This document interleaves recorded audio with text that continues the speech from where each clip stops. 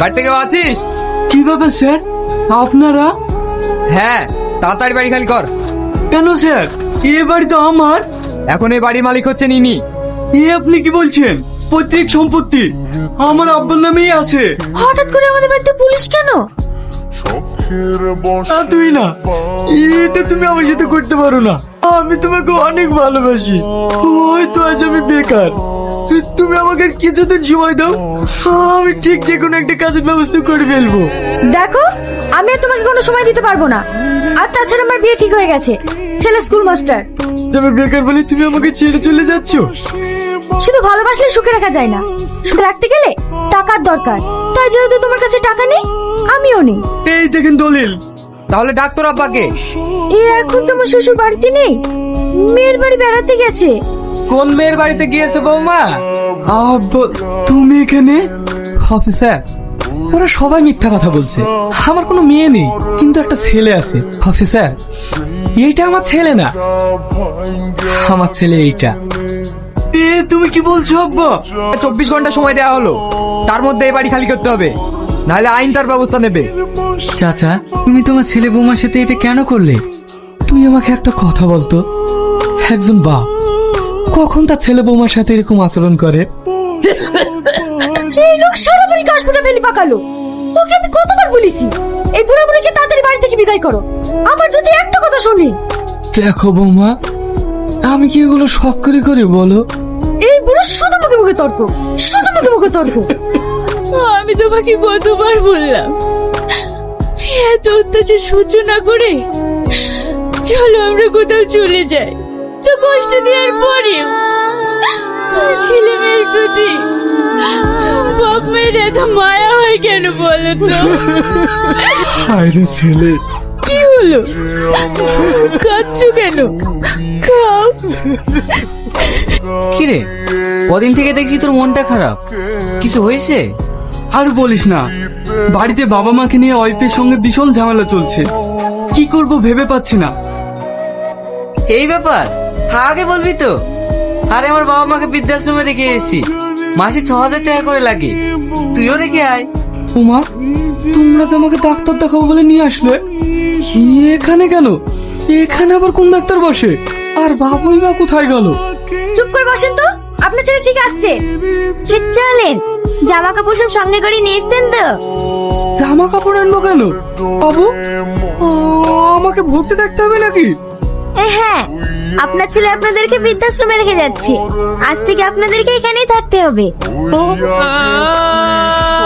বাবু, আমি কোনো তোরা থাকতে পারবো না। আমাদেরকে এখানে রেখে যাসনি। আমাদের এখানে কোনো অসুবিধা হবে না, আমি মাসে মাসে টাকা পাঠিয়ে দেবো। তোর হাত ধরছি, তুই আমাদেরকে এখানে রেখে যাসনি। তোরা যেভাবে রাখবি আমরা সেভাবে থাকবো। তাও তো তোদেরকে চোখের সামনে দেখতে পাবো। আমি কথা দিচ্ছি, তোদের বাড়ি ঘর কখনো নোংরা করলো না। তোরা আমাদেরকে এখানে রেখে যাসনি। কি হলো, দাঁড়িয়ে কি দেখছো? এদের নিয়ে যাও।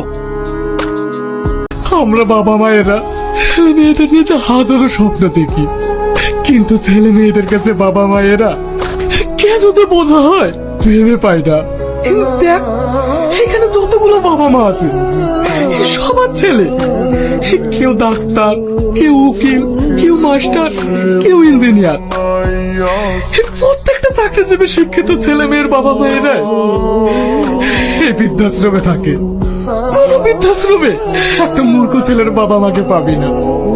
আরে বিআই মশাই যে, তাহলে আপনার শেষ ঠিকানা বৃদ্ধাশ্রম হলো? ভালোই হলো, বাঁচবার কদিন সবাই মিলে একসাথেই থাকবো। তুই আমার আব্বাকে কোন হিসেবে বৃদ্ধাশ্রমে রেখেছিস তাই বল। ও তো যদি বাপের প্রতি দরদ, তাহলে তুই কেন শ্বশুর শাশুড়িকে বৃদ্ধাশ্রমে রেখেছিস? তোর বাপ সমস্যা বুঝতে পারবে না, তাই বৃদ্ধাশ্রমে রেখেছে। তুই যা পারিস তাই করলি বা। খুব তো স্বামী করছিস।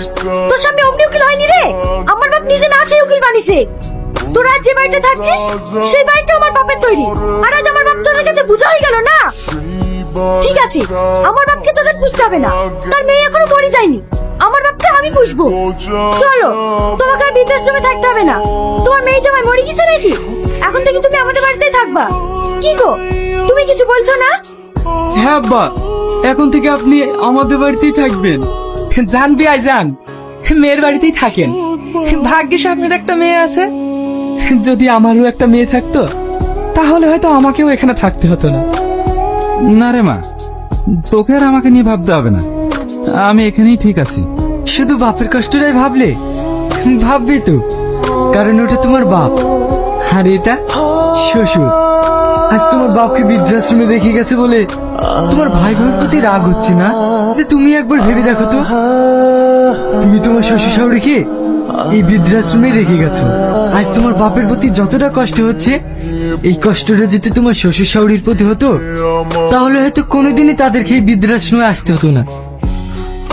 আমি একটা কথা ভেবে পাই না, মেয়েরা তার প্রত্যেককে নিজের বাবা মাকে ভালোবাসে, আর শ্বশুর শাশুড়ি বোঝা। আজ তুমি যদি তোমার শ্বশুর শাশুড়িকে মানিয়ে নিতে পারতে, হয়তো তোমার ভাবিও তোমার বাপকে মানিয়ে নিতে পারতো। আশা করি এদের কাউকে এই বৃদ্ধাশ্রমে আসতে হতো না।